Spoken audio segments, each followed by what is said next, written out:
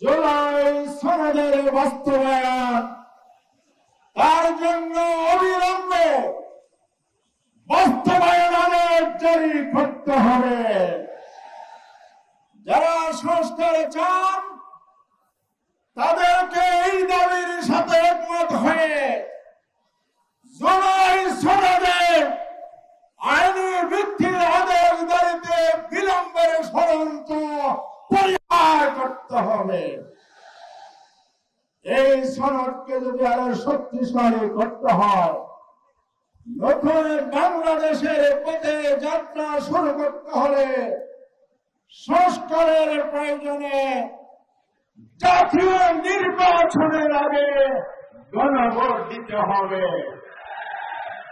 নির্বাচনের আগে গণভোট দেওয়া ছাড়া জুলাই সনদ বাস্তবায়ন সম্ভব নয়, সুষ্ঠু নির্বাচন সম্ভব নয়।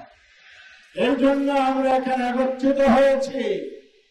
আমাদের বন্ধুরা কেউ কেউ বলে সংবিধানে গণভোট নাই।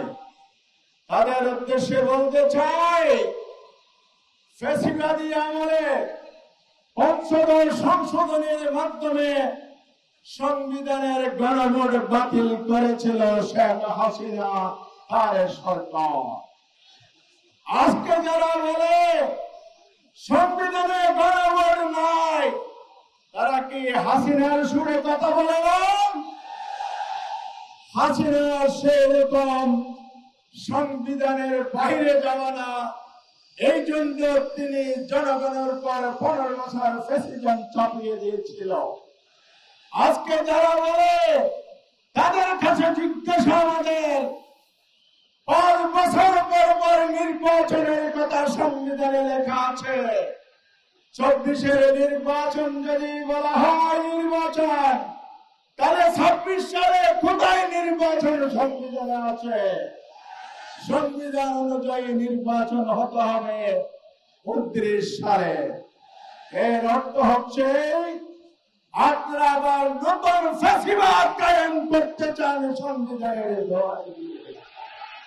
বাংলাদেশের জনগণ এই ষড়যন্ত্র বাংলার মাটিতে হতে দিবে না।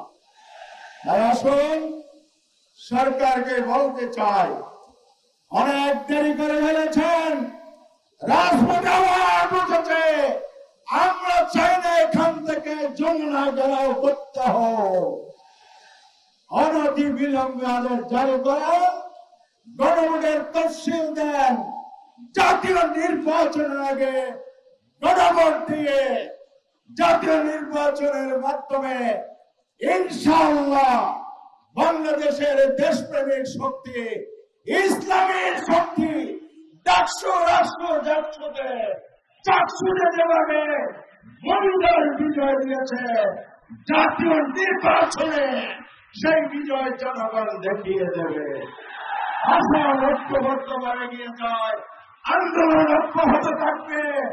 আগামী দিনের আন্দোলনকে আরো জোর